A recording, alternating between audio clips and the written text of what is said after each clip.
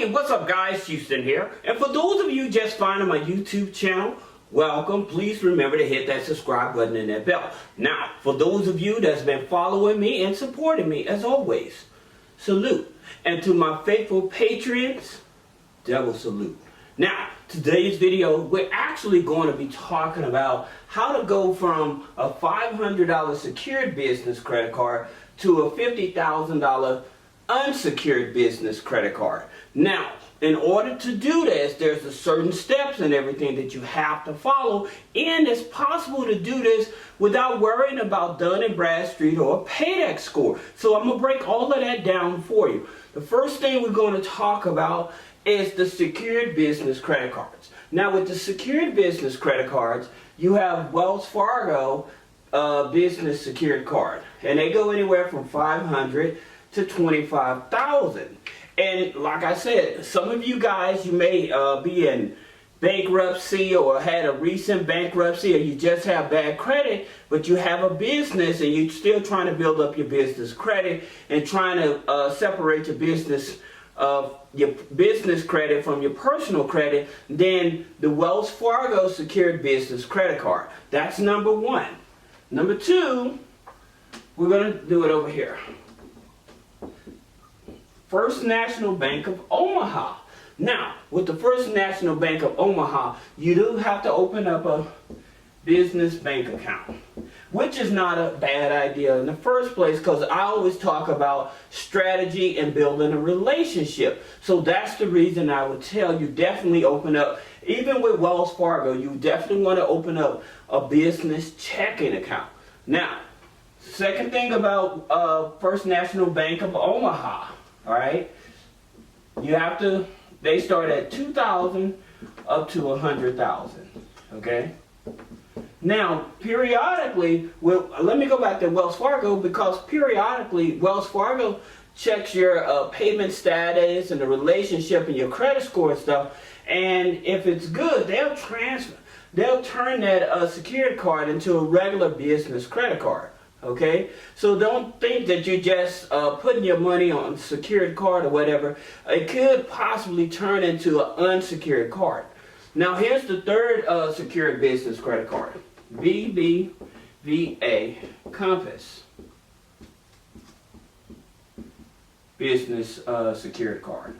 Now, understanding that BBVA, they did sell out to another financial institution. However, their business products are still on the market. So with them, you would have to open up a secured credit card savings account. That's one thing you have to open up. All right, and they start at $500 as well for a secured business credit card. So their annual fee on this one, Wells Fargo is $0. Annual fee for BBVA is $40 annually, okay, to have this account. Then you have Bento. Bento is not a secured card. Bento is a debit card, okay? But it's a debit secured business credit card, right? And so they have a monthly fee of $29 monthly, okay? Then you have Union Bank. Union Bank secured business credit card. Now, with Union Bank secured business credit card, they also go from $500 up to $25,000.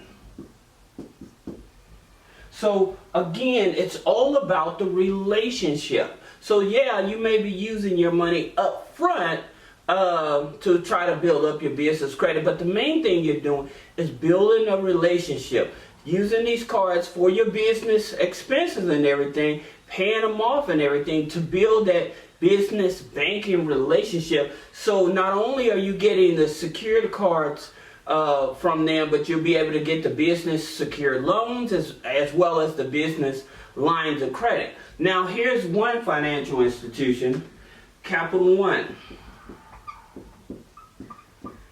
It's called the Capital One Spark. Now I want you to stick with me because I'm going to show you a strategy that I would do if I'm trying to go from secured to unsecured, especially when you're trying to get large amounts of funding. So you need to understand the process and who you should be actually doing business with. All right. So you have Capital One Spark Classic business credit card. Now, this is not a secured card. This is a regular card, and they will accept you. They have been approving people with a credit score of 580. Now, this is something that I also want to tell you guys about Capital One. If you had a relationship in the past with Capital One, and you had a relationship on the personal side, so you had a credit card that went bad on the personal side, that will not affect you on the business side. They keep it totally separate. So yeah, you may have defaulted on a credit card, on your personal credit card with Capital One, but that does not stop them from giving you a business credit card. So just keep that in mind if you choose to. Now, one of the things about it, all of these are soft pull. So there's no hard inquiry. One of the things about it with Capital One, it is a hard inquiry because they're going to check all 3 credit bureaus. But at the same time, with a 580 credit score and you're trying to get an unsecured card for your business right away, then I would definitely tell you, hey, I would think that the hard inquiry is worth the risk, right? Now, here's 4 or 5 companies that you may want to consider if you're trying to build up your business credit and you're trying to get business funding. Now, I told you I'm not too fond of net 30s, right? Of people buying things unnecessarily for net 30s. However, these companies that I'm going to share with you, these companies are definitely some valuable companies because they help you build up your business credit file much faster. And they have another connection with the banks as well. So first one we're going to be talking about, let me draw a line here, is NAV. Okay? Now, in order to get NAV reports to Experian, Equifax, Dun and Bradstreet. Okay? Now, in order to get them to report, you would have to have, and I'll put a link below so you can get access to NAV. But here's the thing about it. They have the Business Boost. You have to either get the Business Boost or you have to get the Business Loan Builder. All right? The thing about it, I want you all to pay attention to, not the product, but who they report to. And another thing about NAV is that NAV actually will give you access to your Experian credit score as well. Okay? So they let you see what your Dun and Bradstreet credit score is, your Experian credit score, as well as your Equifax, and on the personal side, your Experian credit score. Okay? So that's the reason that I chose them, because of those factors, all right? The next one is Shirtsy.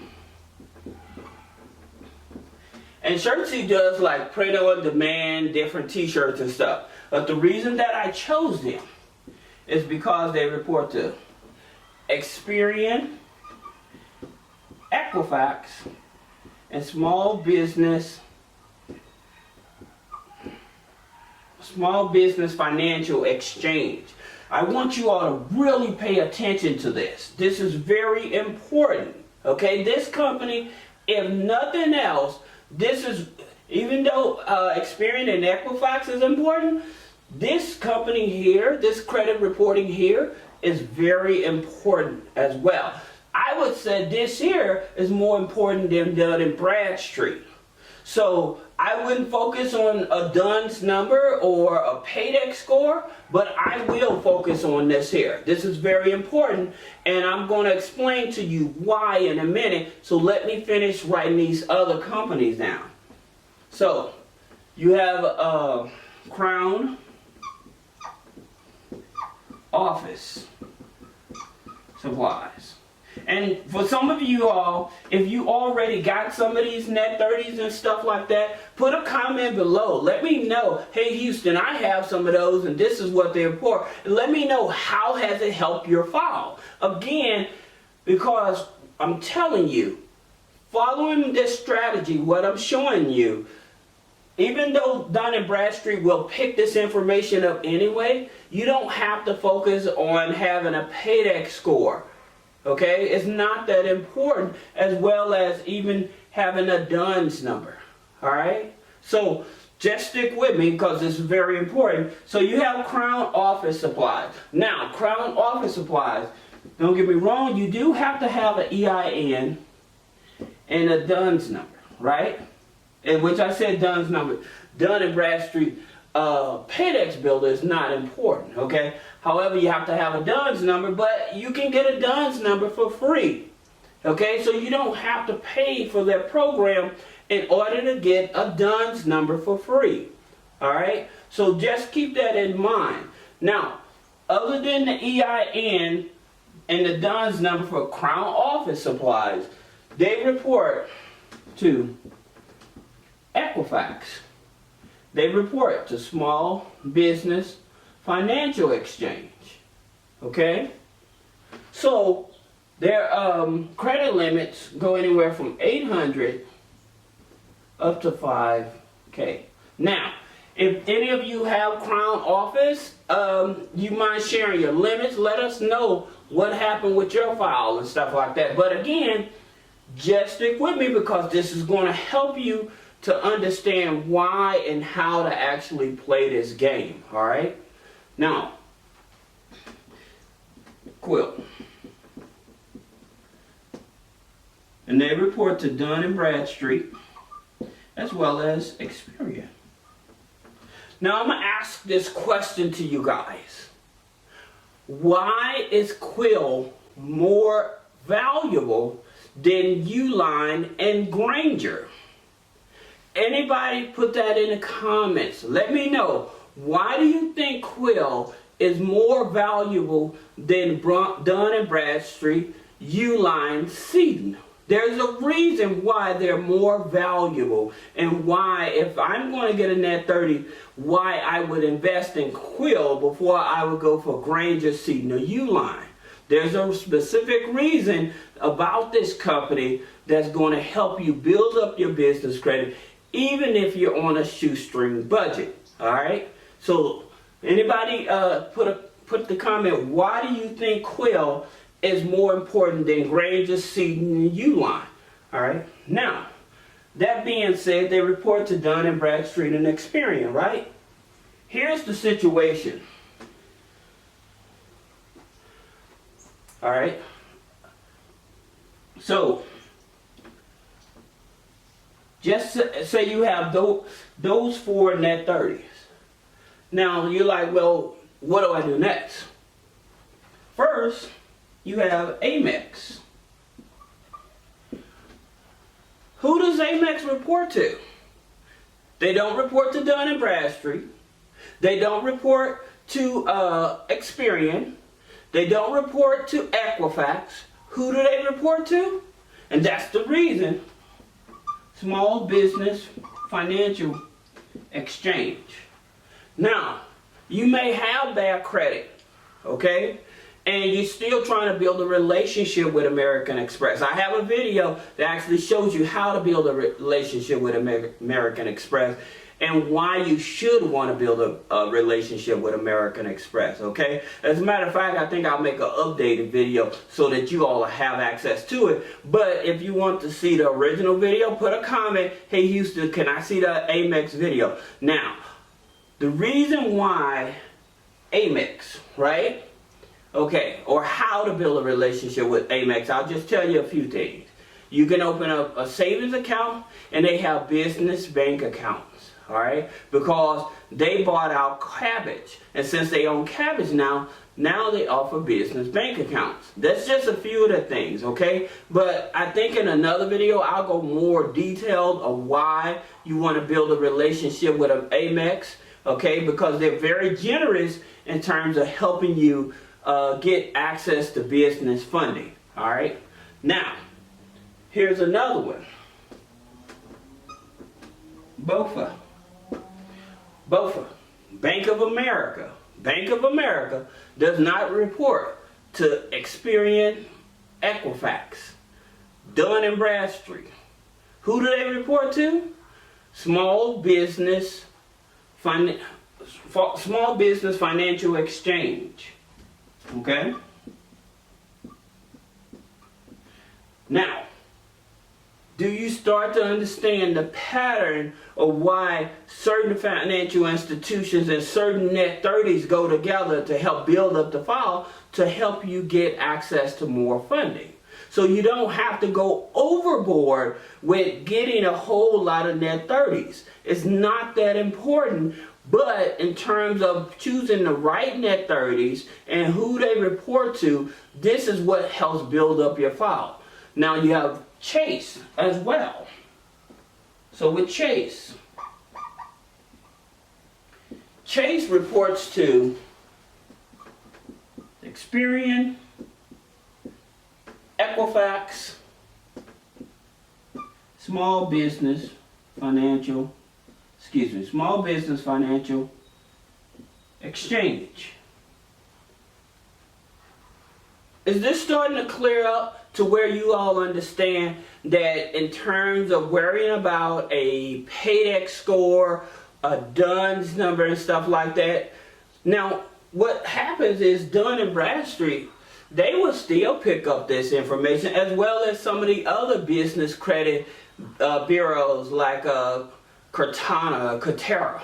Okay, so there's other business credit videos, and again, I made a video, but it was just a verbal video. I'm gonna actually make a whiteboard video explaining all of this in a bigger platform for us, like the banking institutions and everything, so that you'll have access to that. But this is why, when I tell you guys to focus on building a relationship with the banks instead of buying unnecessary net 30s, is because if you do the backdoor method, this will help you get access to business funding even if you have challenging credit. So you're going to be coming from that secured business card over to the unsecured business credit card funding. This is why that's important. You have another one. That other one is U.S. Bank.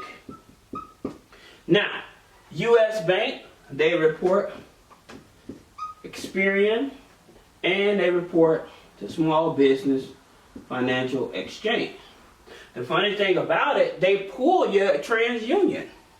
U.S. Bank will pull your TransUnion, but when it comes to business credit cards and stuff, and they're reporting, they're going to report to Experian, Small Business Financial Exchange. Okay? Then, Wells Fargo. Wells Fargo do not report to Experian, Equifax, Dun and Bradstreet. They report to Small Business Financial Exchange. Now, why is Small Business Financial Exchange more important than Dun and Bradstreet? Okay, so that's the reason. Like I said, if you have a Wells Fargo near you and you need a business credit card and your credit is bad, then get the credit card and stuff. Again, wanting to build that relationship. Now again, why is Small Business Financial Exchange more important than Dun and Bradstreet? Because of this is what's happening. Many of you may have applied for the EIDL loan.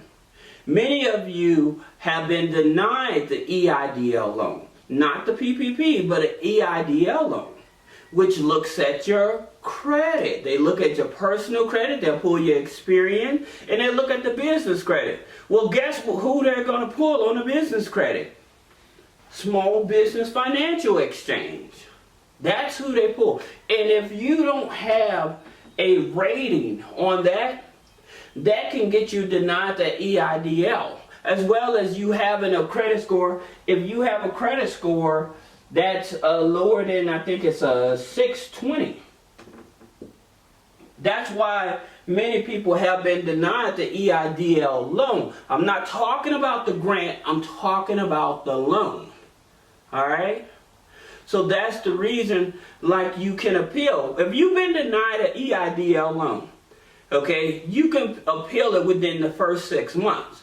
So within the first 6 months, I would tell you that if I'm trying to get the EIDL loan, not only would I try to build up my credit to at least a 620 or get somebody added on to my business that has strong enough credit, but I would also consider these here net 30s as well, okay, because having those on your file, that's going to help you get approved, all right? And then not only for the SBA, but like I told you, American Express, Bank of America, Chase, U.S. Bank, Wells Fargo. So that's the reason I tell you guys to do the weekly deposits. Open up your business bank account. Open up your personal checking account. Okay? Deposit money weekly into your business bank account. If you do these things, this is what you're building that relationship. That's the reason I keep telling you it's not necessary to have all of these extra net 30s, because I read some of these columns and stuff and some of these blog posts and people commenting, well, I've been buying net 30s for 2 years and I still can't get a regular credit card. Why is that?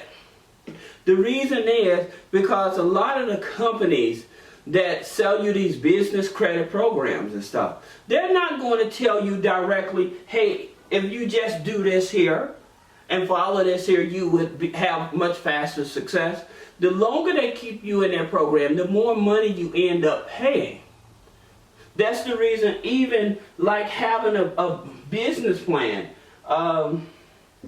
just say with Wise business plan, where they report to Dun and Bradstreet, as well as Experian and Equifax.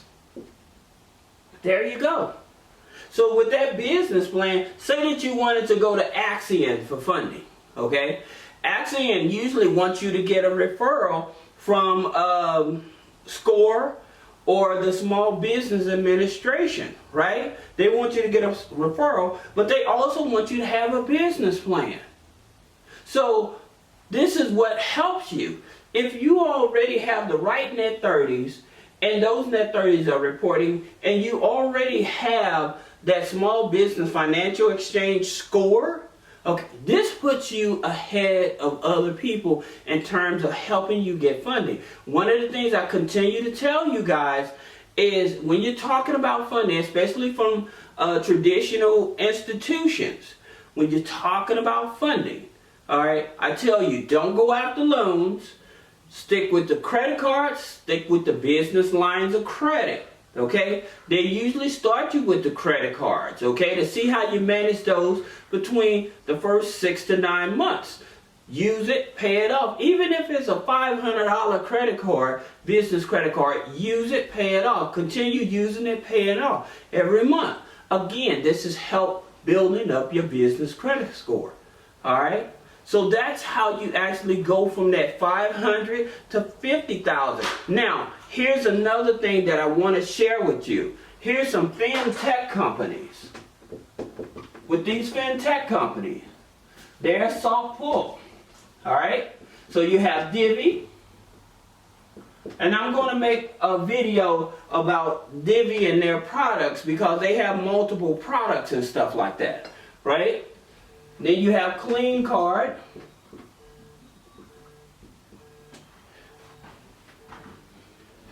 And you have Capital One Tap. Now, they just gave a client of mine $20,000 on a brand new corporation, Capital One Tap. But he followed the steps that I'm sharing with you, and you have Brex. Okay?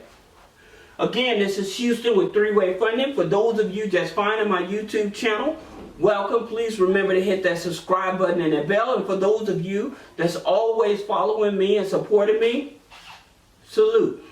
Thank you.